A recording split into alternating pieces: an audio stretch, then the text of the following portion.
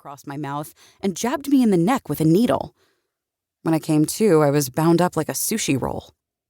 If it hadn't been so terrifying, it would have been downright comical. Imagine a surveillance video, not that there were any in this podunk town, of me getting catapulted into a van by a guy's ass. If serial killers put out blooper reels, that would be on it.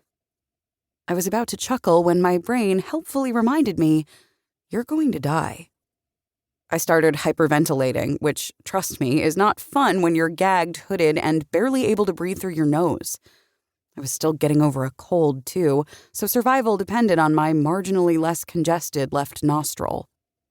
Calm the fuck down. Panicking won't solve anything. I was trying not to think about the other victims, but good luck with that when a spare tire is digging into your back. Horrific images kept intruding. I hadn't seen anything, obviously, but you know how that can make it even worse? Their heads had been shaved. No problem there, I'd done that back in high school. The FBI had been a little vague about the next part, but apparently there had been other shaving, too. Don't think about it. And then their entire bodies had been painted to look like Pokemon characters. Seriously. Pokemon. Like lizards and shit. The FBI was also vague about how the women were killed, but it involved strangulation. Hopefully super quick and painless strangulation. After they were killed, the Pikachu killer, yep, that's what they called him, dumped the body somewhere weird, like a mall parking lot or a high school football field, then sent local news networks a GPS link.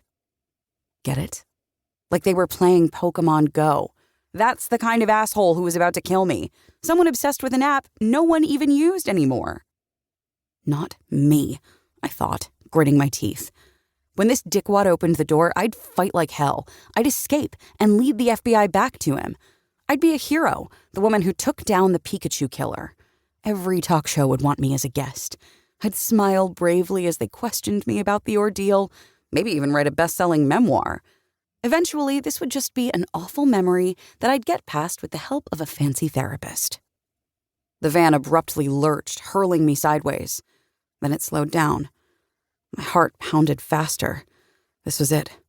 We were arriving at the creepy cabin/warehouse/underground lair, or whatever he used for a kill room. Sweat broke out on my forehead. I desperately tried to remember the women's self-defense class I took last year. Was I supposed to go for his eyes first or his balls? I should have paid more attention, but there had been this really cute girl who distracted me. The brakes squealed as we lurched to a stop. My heart was racing so fast it felt like I might pass out, which wouldn't be helpful at all. I might not remember self-defense, but I'd always been a good planner, and escape routes were my specialty. So come up with a plan, genius. My hands and feet were also bound with duct tape, based on the gross, sticky feel. I dimly recalled seeing someone on TV split duct tape bindings, but I'd been super stoned at the time and hadn't thought I'd ever need that particular nugget of information, so I couldn't remember how it was done. I tried everything I could think of, but the tape didn't budge. If only he'd used handcuffs. I'm a pro at getting out of those. So, using my hands and feet was basically out, which was far from ideal. I had my head, though, which I knew from unpleasant past experience was unusually hard and concussion-proof.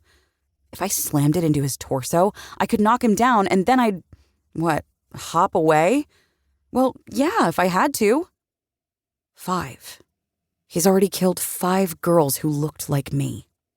I experienced a bizarre surge of satisfaction when that number popped into my head. Then the van's door popped open, ushering in a blast of chill air. Okay, Amber, I told myself, it's now or never. The minute he grabs you, you've got to... A sharp jab in my ankle made me scream against the duct tape.